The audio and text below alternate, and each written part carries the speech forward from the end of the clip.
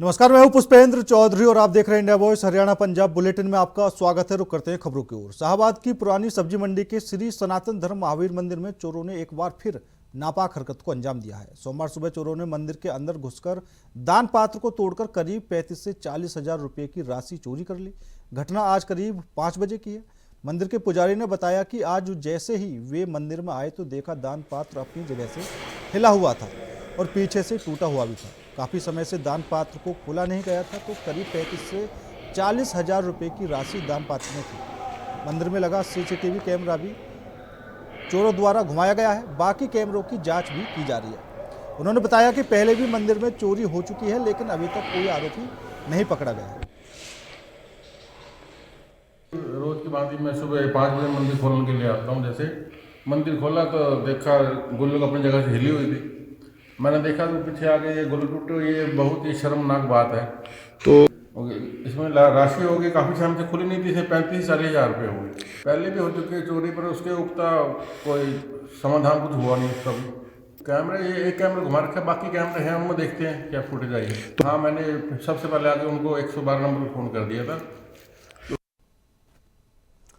शाहबाद में पराली से गुल्हा बनाने वाली फैक्ट्री में अचानक आग लग गई। देखते ही देखते आग ने विकराल रूप धारण कर लिया। करीब 4 एकड़ में फैली इस फैक्ट्री में 1 लाख क्विंटल पराली का स्टॉक था। दमकल विभाग की गाड़ियों ने आग पर काबू पाने का प्रयास किया। फैक्ट्री के मालिक जयपाल ने बताया कि बिजली कर्मचारी यहाँ काम कर रहे थे। जैसे ही उन्होंने एलटी को उठाया तभी शॉर्ट सर्किट हो गया। 4 एकड़ में फैली फैक्ट्री में करीब 1 लाख क्विंटल पराली का 2 से 3 करोड़ रुपये का नुकसान हुआ।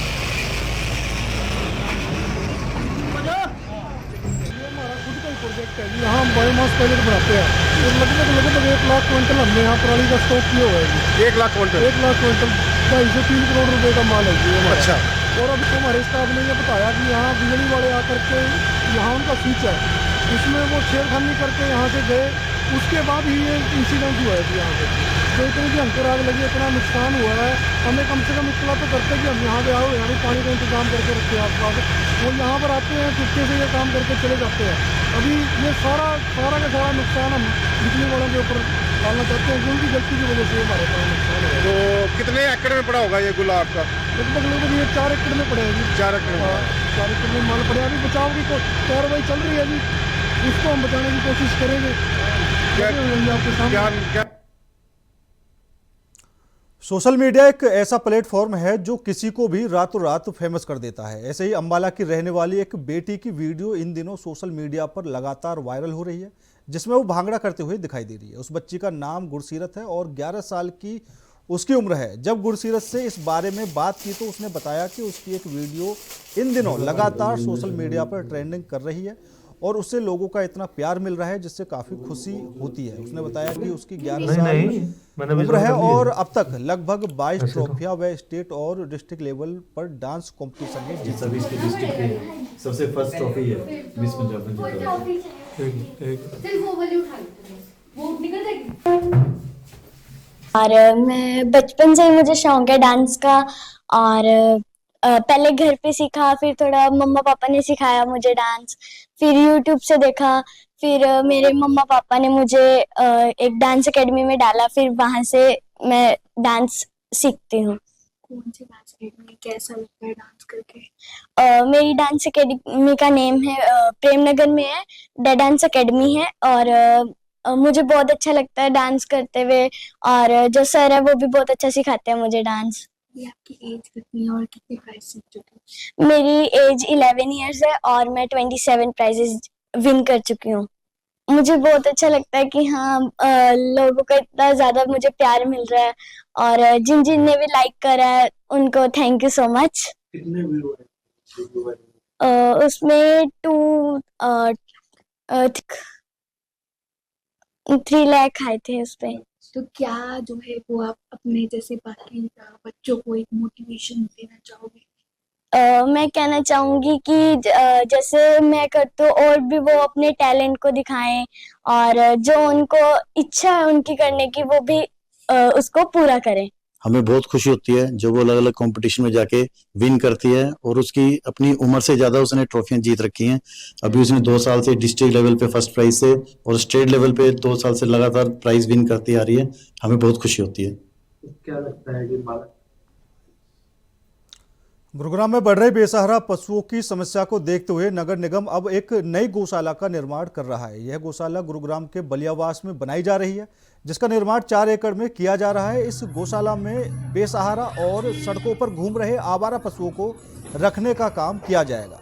दरअसल गुरुग्राम नगर निगम के द्वारा फिलहाल 2 गौशालाओं का संचालन किया जा रहा है, लेकिन वहां पर पहले ही पशुओं की संख्या ज़्यादा है, इसलिए नगर निगम 4 एकड़ की जमीन पर एक और गौशाला का निर्माण कर रहा है। इस गौशाला में 2000 से ज़्यादा पशुओं को रखने की व्यवस्था होगी।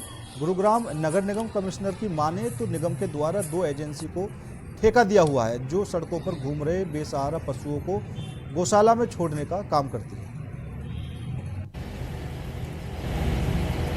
देखिए, अभी हमारी 2 गौशालाएं हैं, कार्टरपुरी में हैं। दोनों में जो पशुओं की संख्या है वो बहुत ज़्यादा हो गई है और उससे ज़्यादा उनमें स्पेस अभी है नहीं।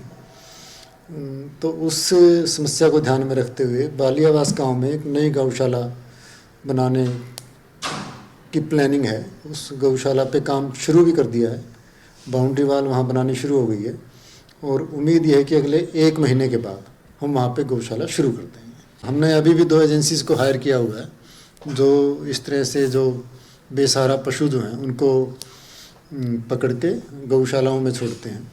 और लेकिन गौशाला में अभी स्पेस कम है, तो बलियावास वाली गौशाला बनने से निगम को और ज़्यादा एक किस्म से स्पेस मिल जाएगा ज़्यादा पशुओं को वहाँ पे छोड़ने के लिए।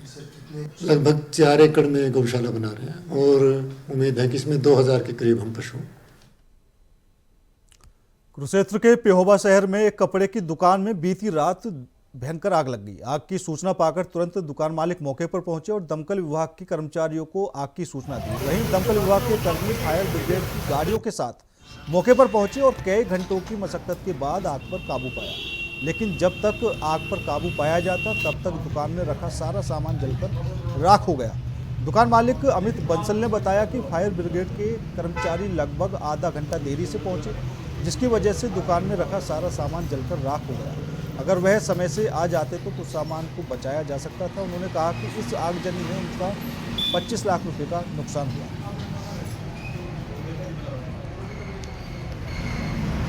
ये रात आग लगी जी यहाँ पे 2 बजे फोन आया बहादुर का, तो हमने आगे देखा यहाँ पे बिल्कुल ही पहले कम आग थी। फायर ब्रिगेड को फोन किया, फायर ब्रिगेड वाले थोड़ा लेट आए, आधा घंटा लेट आए और जैसे वो आए कोशिश करी तो बहुत बड़ी बड़ी लपटें उठने लगी थी।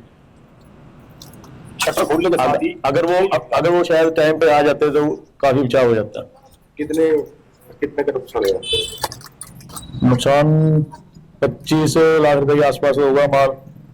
बाकी फिटिंग भी है, फिटिंग सारी थी, काफी कॉस्टली थी। एसी वगैरह सब कुछ लगे हुए थे जी अंदर, कंप्यूटर एसी सारी चीजें थी। अच्छा, आपके कहने की फायर ब्रिगेड की देरी के आने की वजह से ज्यादा हो गया, नहीं तो थोड़ा बचाव रह जाता। अगर आधा घंटा पहले फायर ब्रिगेड आ जाती तो काफी माल बच सकता था। फरीदाबाद में WTC और भूटानी ग्रुप के बिल्डरों के खिलाफ लोगों ने प्रदर्शन करते हुए जमकर नारेबाजी की। प्रदर्शन में शामिल लोग कैबिनेट मंत्री विपुल गोयल के दफ्तर के बाहर पहुंचे और दोनों बिल्डर कंपनी के ऊपर उनके साथ फ्रॉड करने के आरोप भी लगाए। लोगों के आरोप हैं कि बिल्डर ने पहले WTC कंपनी को 20 से 25 हज़ार रुपये गज दिए, लेकिन आपस में साठगांठ करके भूटानी ग्रुप के साथ मिली भगत की और उनके बुक कराए प्लॉट को अब 50 से 60 हज़ार रुपये में देने की बात कर रहे हैं। फरीदाबाद में सैकड़ों की संख्या में लोग इस फ्रॉड से पीड़ित हैं। फ्रॉड से फरीदाबाद के लोगों को लगभग 500 करोड़ का चूना लगाया गया है। आज कैबिनेट मंत्री से मिले, उन्होंने जल्दी ही इस मामले को निपटाने की बात की है। पीड़ित लोगों के मुताबिक पिछले दिनों हुई गृहवंश की बैठक में भी कैबिनेट मंत्री राव नरवीर ने आरोपी बिल्डरों के खिलाफ कार्रवाई की बात की, लेकिन कोई हल नहीं निकला। बिल्डरों के खिलाफ कई FIR भी दर्ज हैं, फिर भी प्रशासन कोई कार्रवाई नहीं कर रहा। यहाँ पे कुछ फरीदाबाद में 2500 इन्वेस्टर्स हैं जिन्होंने लगभग 2.5 से 3 साल पहले सेक्टर 111 और 114 में प्लॉट्स परचेज किए थे, 110 और 160 गज के। WTC कंपनी थी और उन्होंने बेसिकली लोकल प्रॉपर्टी डीलर्स के साथ मिलकर हमें प्लॉट सेल आउट किए थे और हमारा एक एग्रीमेंट बना था जिसकी टर्म्स एंड कंडीशंस में लिखा था कि 2 साल के अंदर हम लाइसेंस लेके और इसको डेवलप करके आपको प्लॉट हैंडओवर कर देंगे। अगर 2 साल में हम हैंडओवर नहीं कर पाते हैं इन एनी कंडीशन तो हमें उन्होंने सिक्योरिटी के फॉर्म में हमारी इन्वेस्टेड मनी के ऊपर इंटरेस्ट कैलकुलेट करके एक सिक्योरिटी चेक दिया था 2 साल के टाइम पीरियड का, PDC चेक था वो बेसिकली। आज हम 2-2.5 साल बाद खड़े हैं, जब हमारे चेक्स की डेट नज़दीक आई तो हमने कंपनी को अप्रोच किया कि आपकी साइट का स्टेटस हमें कुछ डेवलप्ड नहीं दिख रहा है, हमने साइट विज़िट की, तो आप इस लैंड को कब तक डेवलप कर देंगे। तो कोई पॉजिटिव रिस्पांस नहीं आया उनकी तरफ से। हमने इंटरनली उनके लाइसेंस वगैरह की स्टेटस देखी तो वो सब कैंसिल हो चुके थे। हमने फिर उनको अप्रोच किया कि हमारे PDC चेक्स को ऑनर कर दिया जाए, हम अपनी इन्वेस्टमेंट निकाल के बाहर निकलना चाहते हैं। तो सर, जिन्होंने भी बेसिकली इन्वेस्टर्स ने चेक डाले, उनके चेक स्टॉप पेमेंट करा दिए गए, रीज़न वेरियस आए बेसिकली उसमें, और चेक बाउंस हो गए। हमने फिर से उनको अप्रोच किया कि हमें बेसिकली हमारा फंड जो है विद इंटरेस्ट जो आपने चेक अमाउंट हमें दिया था वो वापस कर दिया जाए, पर उन्होंने हमें सपोर्ट नहीं किया इस मैटर में। हम ऑलमोस्ट आज 6-7 महीने से प्रोटेस्ट कर रहे हैं। ये हमारा 10वां पीसफुल प्रोटेस्ट है। उनके WTC के ऑफिस पे, भूटानी के ऑफिस पे हम विपुल गोयल नेताजी से भी मिले हैं बेसिकली 2 से 3 बार। हमें आश्वासन मिला है कि इसमें कुछ पॉजिटिव करेंगे 10 से 15 दिन में। पहले यहाँ पे WTC में प्लॉट बुक करा था। 2 साल पहले प्लॉट बुक करने के बाद में इन्होंने कोर्ट से एग्रीमेंट बना के दिया था कि हम या तो 2 साल बाद आपको 2 साल के बाद में या तो प्लॉट देंगे या फिर ये पैसा वापस करेंगे। ना ये प्लॉट दे रहे हैं, ना ये वो पैसा वापस कर रहे हैं। और एक इन्होंने एक स्कीम निकाल रखी है डेट प्रॉपर्टी की। जो प्रॉपर्टी हमें बाहर कहीं शिफ्टेड प्रॉपर्टी दे रहे, जैसे नोएडा में कहीं भी प्रॉपर्टी दे रहे हैं, उसके ऊपर भी बहुत सारे केस लगे हुए हैं। वो भी कोई ऐसी डिस्प्यूट प्रॉपर्टी है, कोई फ्रेश प्रॉपर्टी नहीं, कोई जेन्युइन प्रॉपर्टी नहीं है। तो ऐसे करके लोगों को फंसा रहे हैं। अभी बोल रहे हैं कि हमने आपके साथ और प्रॉपर्टी डीलर के पास जाते हैं तो प्रॉपर्टी डीलर बोलते हैं भाई हमने तो बिल्डर बायर एग्रीमेंट कर रखा। बिल्डर का बायर एग्रीमेंट कर रहा था, आप उसके हिसाब से दीजिए ना। उसमें कहाँ लिख रखा है कि 2 साल बाद हम आपके साथ में फ्रॉड करेंगे, 2 साल बाद आपको नोएडा एल्पतम में प्रॉपर्टी देंगे। ऐसा एग्रीमेंट में कहीं लिखा हुआ नहीं। बल्लभगढ़ में आज प्रजापति समाज द्वारा सामूहिक विवाह सम्मेलन का आयोजन किया गया, जिसमें करीब परिवारों के 6 जोड़ों का समाज ने मिलकर विवाह संपन्न करवाया और उन्हें जरूरत के हिसाब से नई जिंदगी शुरू करने के लिए साजो सामान भी दिया। इस मौके पर मुख्य अतिथि के रूप में राज्य मंत्री राजेश नागर और बल्लभगढ़ के विधायक और पूर्व मंत्री मूलचंद शर्मा विशेष रूप से शामिल हुए और नवविवाहित जोड़ों को आशीर्वाद दिया। आज पहले परंपरागत तरीके से प्रजापति सामूहिक सम्मेलन का आज यहाँ एक आयोजन किया गया है और जो कि लगातार पिछले 14 वर्षों से लगातार हम कर रहे हैं मूल प्रांगणों में, और लगातार समाज के लिए एकत्रित करने का एक मौका, एक बहाना था। दूसरी तरफ से हमारे गरीब परिवार को, हमारे गरीब परिवारों को शादी करने का मौका मिलता है। इसके लिए हम निश्चित तौर पर से एकता के सूत्र बनते हैं। उनका जो जीवन यात्रा जिनको हम नहीं कर, एक तरफ से जो कि पैसा की बर्बादी होती है शादी के नाम पर, वो होते हैं, दूसरी तरफ से गरीब परिवार को सम्मान के साथ देने का एक मौका मिलता है, जीने के साथ रहने का एक मौका। आज देखिए, वैसे तो पिछले वर्षों में 30-31 जोड़ान का शादी होती थी हमारे, लेकिन अभी हमने कार्यक्रम अभी खेड़ला गांव में हुआ था और ये 8 दिन में ये कार्यक्रम बना, तो ये 6-7 जोड़ों की शादी, 6 जोड़ों की शादी होती है। आज इस कार्यक्रम के अंदर माननीय हमारे राज्य मंत्री राजेश नागर जी हैं, जो गांव के विधायक भी हैं, उन्होंने आज मुख्य अतिथि के रूप में आई। साथ में हमारे आदरणीय मदन चौहान जी हमारे ओबीसी मोर्चा के अध्यक्ष भी हैं और हमारे पूर्व में मेयर रहे यमुनानगर, वो भी इसी कार्यक्रम में उन्होंने आज आए। और बाकी तो हमारे जिलाध्यक्ष माननीय राजकुमार गौरा जी भी थे और अनेक पार्षदगण, माननीय मूलचंद शर्मा जी जो यहाँ के विधायक है, पूर्व के मंत्री है, वो भी यहाँ आए थे। अनेक नेताओं ने हमें आशीर्वाद देने का काम किया। निश्चित तौर पर हम सफल होता आयोजन प्रजापति समाज द्वारा। नहीं, निश्चित तौर पर ये तो कुछ भी नहीं, इससे बड़े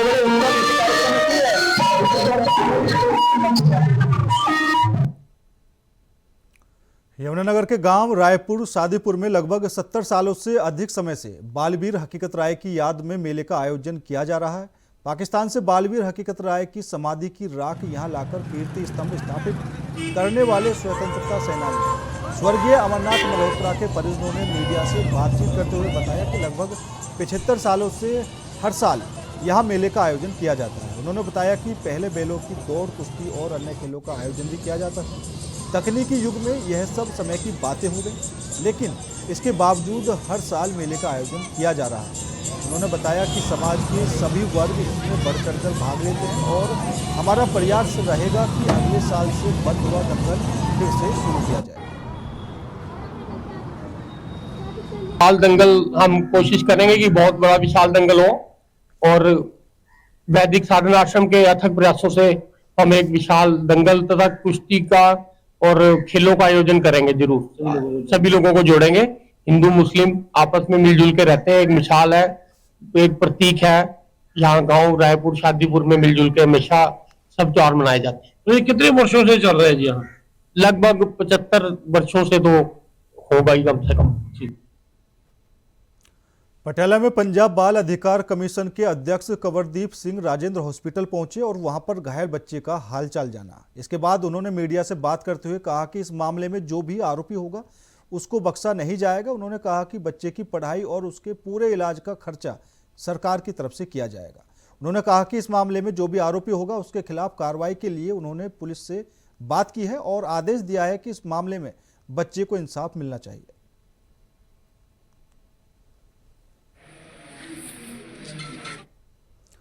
अगर आप भी जेल में बैठे कैदियों से फोन पर बात करते हैं तो सावधान हो जाइए। जेल में मोबाइल फोन का इस्तेमाल करने वाले कैदी की कॉल डिटेल के बाद पटियाला पुलिस ने जेल वार्डर को गिरफ्तार कर लिया है, जिसके जरिए यह मोबाइल फोन रुपये के साथ मुहैया कराया गया था। आपको बता दें कि यह पूरा मामला पटियाला की सेंट्रल जेल का है, जहां औचक जांच के दौरान कैदी अमृतपाल सिंह के पास से एक मोबाइल फोन बरामद हुआ और जब इस फोन की तलाशी ली गई तो पता चला कि यह फोन जेल के ही कर्मचारी संदीप सिंह के पास ही यह मोबाइल फोन उपलब्ध कराने में शामिल था और बाद में जेल के इस कर्मचारी को भी पुलिस ने गिरफ्तार कर लिया।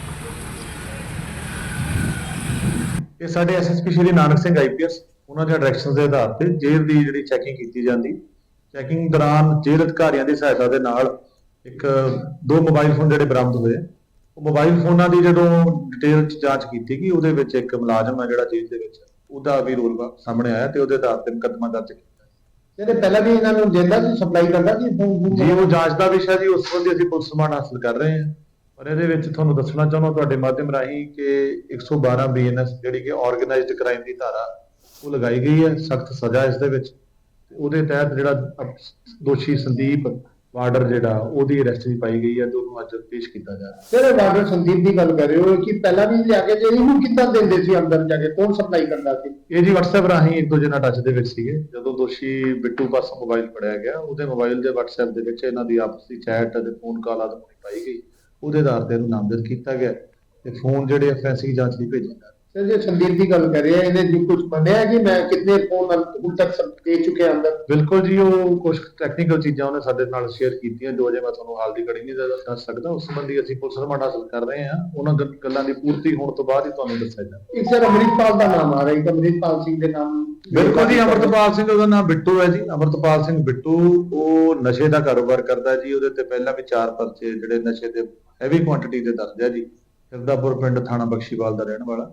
ਉਸ ਸੰਬੰਧੀ ਉਹਦੇ ਪਾਸੋਂ ਜਿਹੜਾ ਮੋਬਾਈਲ ਬਰਾਮਦ ਹੋਇਆ ਉਸੇ ਚ ਹੀ ਸੰਦੀਪ ਦਾ ਜਿਹੜਾ ਟੱਚ ਹੋਣਾ ਪਾਇਆ ਗਿਆ। ਨਾਲ ਅਮਰਿਤਪਾਲ ਸਿੰਘ ਤੇ ਸੰਦੀਪ ਸਿੰਘ ਦੋਨਾਂ ਦੇ ਖਿਲਾਫ ਮੁਕੱਦਮਾ ਦਰਜ ਕੀਤਾ। ਤੇ ਸੰਦੀਪ ਕਿਹੜੀ ਸਜ਼ਾ ਕੱਟ ਰਿਹਾ ਸਰ, ਕਿਹੜੇ ਮਾਮਲੇ ਵਿੱਚ? ਉਹ ਐਨਡੀਪੀਐਸ ਦੇ ਵਿੱਚ ਉਹਦੇ ਪਾਸੋਂ ਟਰਾਮਾਡੋਲ ਗੋਲੀਆਂ ਭਾਰੀ ਕੁਆਂਟੀਟੀ ਦੇ ਵਿੱਚ ਬਰਾਮਦ ਕੀਤੀਆਂ ਗਈਆਂ ਸੀ। ਉਸ ਮੁਕੱਦਮੇ ਦੇ ਵਿੱਚ ਸਜ਼ਾ ਕੱਟ ਕੀ ਹੋਰ ਵੀ ਕੁਝ ਖੁਲਾਸੇ ਹੋਣਗੇ? ਬਿਲਕੁਲ ਜੀ, ਇਹਦੇ ਵਿੱਚ ਉਹਦਾ ਰਿਮਾਂਡ ਹਾਸਲ ਕੀਤਾ ਜਾ ਰਿਹਾ। ਜਿਹੜੇ ਵਿਅਕਤੀਆਂ ਦੇ ਨਾਲ ਇਹ ਵਿਅਕਤੀ ਟੱਚ ਦੇ ਵਿੱਚ ਸੀਗੇ, ਸਾਰੇ ਦੇ ਸਾਰੇ ਵਿਅਕਤੀਆਂ ਨੂੰ ਇਹਦੇ ਵਿੱਚ ਗ੍ਰਿਫਤਾਰ ਕੀਤਾ ਜਾਵੇਗਾ, ਨਾਮਜ਼ਦ ਕੀਤਾ ਜਾਵੇਗਾ। ਕਿਉਂਕਿ ਜਿਹੜੀ 112 ਬੀਐਨਐਸ ਮੈਂ ਤੁਹਾਨੂੰ ਪਹਿਲਾਂ ਵੀ ਦੱਸਿਆ, ਉਹ ਧਾਰਾ ਹੀ ਆਰਗੇਨਾਈਜ਼ਡ ਕ੍ਰਾਈਮ ਦੀ, ਉਹ ਇਸ ਵਾਰੀ ਉਹਦੀ ਵਰਤੋਂ ਕੀਤੀ ਗਈ। ਕੀ ਮੈਸੇਜ ਕੀ ਦੇਣਾ ਚਾਹੋਗੇ ਜਿਹੜਾ ਬੇਧੜਾ ਜਿਨ੍ਹਾਂ ਨੇ ਜੇਲ੍ਹ ਵਿੱਚ ਜਿਹੜੇ ਫੋਨ ਸਪਲਾਈ? ਦੇਖੋ ਜੀ, ਇਹਦੇ ਵਿੱਚ ਤੁਹਾਨੂੰ ਦੱਸਣਾ ਚਾਹੁੰਦਾ ਕਿ ਸਾਡੇ ਐਸਐਸਪੀ ਸਾਹਿਬ ਅਤੇ ਜੇਲ੍ਹ ਅਧਿਕਾਰੀਆਂ ਨਾਲ ਕਲੀਅਰ ਡਾਇਰੈਕਸ਼ਨਸ ਨੇ। ਅਸੀਂ ਬਿਲਕੁਲ ਤਾਲਮੇਲ ਦੇ ਵਿੱਚ ਆ। ਉਹਨਾਂ ਵੱਲੋਂ ਸਾਡੀ ਪੂਰਨ ਕੀਤੀ ਜਾਂਦੀ ਹੈ ਤੇ ਅਸੀਂ ਵੀ ਉਹਨਾਂ ਦੀ ਪੂਰਨ ਰੂਪ ਦੇ ਵਿੱਚ ਸਹਾਇਤਾ ਕਰਦੇ। ਇੱਕ ਦੂਜੇ ਦੇ ਨਾਲ ਅਸੀਂ ਪੂਰਾ ਸਿੰਕ ਦੇ ਵਿੱਚ। ਕੋਈ ਵੀ ਜੇਲ੍ਹ ਦੇ ਵਿੱਚ ਮੋਬਾਈਲ ਸਪਲਾਈ ਕਰਦਾ, ਕਿਸੇ ਮੁਲਾਜ਼ਮ ਦਾ ਹੱਥ ਹੈ, ਕੋਈ ਬਾਹਰੋਂ ਫੈਂਕਾ ਕਰਦਾ ਹੈ, ਉਹਨਾਂ ਦੇ ਖਿਲਾਫ ਜਿਹੜੀ ਹੈ ਬਣਦੀ ਸਖਤ ਤੋਂ ਸਖਤ ਕਾਰਵਾਈ ਜਿਹੜੀ ਹੈ ਕੀਤੀ ਜਾਵੇਗੀ। ਪਹਿਲਾਂ ਵੀ ਕੀਤੀ ਗਈ ਹੈ, ਭਵਿੱਖ ਵਿੱਚ ਵੀ ਕੀਤੀ ਹੈ। एक तरफ जहां साइबर क्राइम पर लगाम लगाने के लिए सरकारों द्वारा कॉल करके साइबर क्राइम से बचने के तरीके की भी जानकारी दी जा रही है, जिससे इन जालसाजों से बचा जा सके, वहीं दूसरी तरफ साइबर क्राइम पुलिस स्टेशन की स्थापना की गई है। पंजाब राज्य के पठानकोट में आज साइबर ठगी से निपटने के लिए एक विशेष पुलिस स्टेशन का उद्घाटन किया गया। यह Pathankot police station division number 1 की दूसरी मंजिल पर बनाया गया है, जिसका उद्घाटन आज पंजाब के डीजीपी गौरव यादव ने किया। ਇਹਨਾਂ ਦੇ ਸਾਈਬਰ ਕ੍ਰਾਈਮ ਪੁਲਿਸ ਸਟੇਸ਼ਨ ਦੀ ਇਨੋਗ੍ਰੇਸ਼ਨ ਕਰਨ ਅਤੇ ਜਿਹੜਾ unified command and control centre ਹੈਗਾ ਰੈਨੋਵੇਟਡ, ਉਸ ਦੀ ਇਨੋਗ੍ਰੇਸ਼ਨ ਕਰਨ ਮੈਂ ਪਠਾਨਕੋਟ ਆਇਆ ਸੀਗਾ। ਤੇ ਜਿਹੜਾ ਸਾਈਬਰ ਕ੍ਰਾਈਮ ਪੁਲਿਸ ਸਟੇਸ਼ਨ ਹੈਗਾ ਇਹ ਸਟੇਟ ਗਵਰਨਮੈਂਟ ਦੀ ਮੁਹਿੰਮ ਥੱਲੇ ਹਰ ਡਿਸਟ੍ਰਿਕਟ ਦੇ ਵਿੱਚ ਇੱਕ cyber crime police station notify ਕੀਤਾ ਗਿਆ ਹੈਗਾ ਤੇ ਸਾਡੇ ਕੋਲ 25 ਸਾਈਬਰ ਕ੍ਰਾਈਮ ਪੁਲਿਸ ਸਟੇਸ਼ਨਸ ਹੁਣ ਨੋਟੀਫਾਈਡ ਹੈਗੇ ਪੰਜਾਬ ਦੇ ਵਿੱਚ।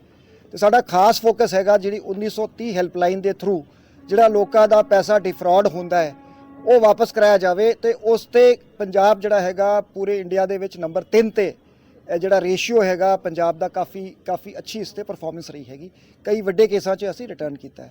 ਜਿਹੜਾ ਕਮਾਂਡ ਐਂਡ ਕੰਟਰੋਲ ਸੈਂਟਰ ਰੈਨੋਵੇਟਡ ਹੈਗਾ ਇਸ ਵਕਤ 344 ਜਿਹੜੇ ਕੈਮਰੇ ਹੈਗੇ ਉਹਨਾਂ ਦੀ ਫੀਡ ਇੱਥੇ ਜਿਹੜੀ ਕੰਟਰੋਲਡ ਆਂਦੀ ਹੈਗੀ ਤੇ ਉਸ ਦੇ ਮੁਤਾਬਿਕ ਹੀ ਜਿਹੜੀ ਸਾਡੀ ਡਿਪਲੋਇਮੈਂਟ ਹੈਗੀ। ਸਾਡੀ 41 ਗੱਡੀਆਂ ਦੇ ਵਿੱਚ ਜਿਹੜੀ GPS ਤੋਂ ਜਿਹੜੀ ਲੱਗੀ ਹੈਗੀ ਉਹਨਾਂ ਨੂੰ ਅਸੀਂ ਕ੍ਰਾਈਮ ਪੈਟਰਨ ਦੇ ਮੁਤਾਬਿਕ ਜਿਹੜੇ ਕੋਈ ਵੀ ਸੀਨ ਆਫ ਕ੍ਰਾਈਮ ਤੇ ਇਨਪੁਟ ਆਂਦੀ ਹੈ ਸੋ ਆਪਣੀ ਡਿਪਲੋਇਮੈਂਟ ਆਪਣੀ ਫੋਰਸਸ ਉੱਥੇ ਰਸ਼ ਕਰ ਸਕਦੇ ਹਾਂ। ਇਸ ਦੀ ਫਿਊਚਰ ਐਕਸਪੈਂਸ਼ਨ ਵੀ ਪਲਾਨਡ ਹੈ ਕਿ ਇਹ 344 ਤੋਂ ਲੈ ਜਾ ਕੇ 701 ਕੈਮਰੇ ਅਲਟੀਮੇਟਲੀ ਇੱਥੇ ਇੰਸਟਾਲ ਜਿਹੜੀ ਉਹਨਾਂ ਦੀ ਫੀਡ ਇੱਥੇ ਮੋਨੀਟਰ ਹੋਊਗੀ। ਇਸ ਦੇ ਵਿੱਚ ਜਿਹੜੇ border the second line of defence ਦੇ ਕੈਮਰੇ ਹੈਗੇ ਉਹਨਾਂ ਦੀ ਫੀਡ ਇੱਥੇ ਆ ਰਹੀ ਹੈ। ਜਿਹੜੇ ਪਠਾਨਕੋਟ ਸ਼ਹਿਰ ਦੇ ਕੈਮਰੇ ਹੈਗੇ ਉਹਨਾਂ ਦੀ ਮੋਨੀਟਰਿੰਗ, ਜਿਹੜੇ ਸਾਡੇ ਪੁਲਿਸ ਸਟੇਸ਼ਨਸ ਤੇ ਬਾਹਰ ਕੈਮਰੇ ਲੱਗੇ ਹੈਗੇ ਤੋਂ ਇੱਕ ਇੰਟੀਗ੍ਰੇਟਡ ਤਰੀਕੇ ਨਾਲ ਜਿਹੜੀ ਰੇਡੀਓ ਫ੍ਰੀਕੁਐਂਸੀ ਆਪਰੇਟਡ ਕੈਮਰਾਸ ਅਤੇ ਜਿਹੜੇ ਆਪਟਿਕ ਫਾਈਬਰ ਕੇਬਲ ਦੇ ਦੋਨੋਂ ਟਾਈਪ ਦੇ ਕੈਮਰੇਜ਼ ਦੀ ਇੱਥੇ ਕੰਟਰੋਲ ਹੈ। ਤੇ ਅੱਜ ਮੇਰਾ ਵੈਸੇ ਪਲਾਨ ਹੈਗਾ ਮੈਂ ਨਰੋਟ ਜੈਮਲ ਸਿੰਘ ਪੁਲਿਸ ਸਟੇਸ਼ਨ ਵੀ ਵਿਜ਼ਿਟ ਕਰਾਂਗਾ ਤੇ BSF ਦੀ ਪੋਸਟ ਵੀ ਜਾਵਾਂਗਾ ਤੇ ਸਾਨੂੰ ਆਰਮੀ ਤੋਂ BSF ਤੋਂ ਸਾਰੀ ਏਜੰਸੀਜ਼ ਤੋਂ ਸਿਕਿਉਰਿਟੀ ਮੈਟਰਸ 'ਚ ਫੁੱਲ ਕੋਆਪਰੇਸ਼ਨ ਮਿਲ ਰਹੀ ਹੈਗੀ। ਤੇ ਮੈਂ ਖਾਸ ਤੌਰ ਤੇ ਧੰਨਵਾਦ ਕਰਾਂਗਾ ਸੈਸ਼ਨ ਜੱਜ ਸਾਹਿਬ ਦਾ, ਡਿਪਟੀ ਕਮਿਸ਼ਨਰ ਸਾਹਿਬ ਦਾ ਤੇ ਸਾਨੂੰ DC ਸਾਹਿਬ ਤੋਂ ਫਾਈਨੈਂਸ਼ੀਅਲ ਸਪੋਰਟ ਵੀ ਮਿਲ ਰਹੀ ਹੈ। ਕਾਫੀ ਜਿਹੜੇ CCTV ਕੈਮਰੇਜ਼ ਹੈਗੇ ਉਹ ਡਿਸਟ੍ਰਿਕਟ ਐਡਮਿਨਿਸਟ੍ਰੇਸ਼ਨ ਉਹਨਾਂ ਨੂੰ ਫੰਡ ਕਰਕੇ ਇੱਥੇ ਲਵਾ ਰਿਹਾ ਹੈਗਾ ਤੇ Pathankot being a border district ਤੇ ਆਪਰੇਸ਼ਨਲ ਪ੍ਰੀਪੇਅਰਡਨੈਸ ਤੇ ਸਿਕਿਉਰਿਟੀ ਨੂੰ ਅਪ ਟੂ ਡੇਟ ਰੱਖਣ ਲਈ ਅਸੀਂ ਪੂਰੀ ਤਰ੍ਹਾਂ ਕਮਿਟਡ ਹਾਂ। पंजाब के पटियाला में एक महिला ने बच्चे के साथ क्रूरता की हदें पार कर दी। महिला ने बच्चे को गर्म प्रेस से जलाया। इतना ही नहीं, बंधक बनाकर उससे घर पर काम करवाती थी। आरोपी महिला ने बच्चे को गोद लिया हुआ है और उसके साथ क्रूरता कर रही थी। गोद लिए 10 साल के बच्चे को गर्म प्रेस से जलाने और उसके कमरे में बंधक बनाने के मामले में संज्ञान लेते हुए पंजाब बाल अधिकार आयोग के चेयरमैन कंवरदीप सिंह पटियाला पहुंचे। उन्होंने सरकारी राजेंद्र अस्पताल में उपचाराधीन पीड़ित बच्चे से मिलकर उसका हालचाल लिया। साथ ही DC प्रीति यादव और SSP नानक सिंह के साथ बैठक करके आरोपी महिला के खिलाफ सख्त कार्रवाई करने के निर्देश दिए।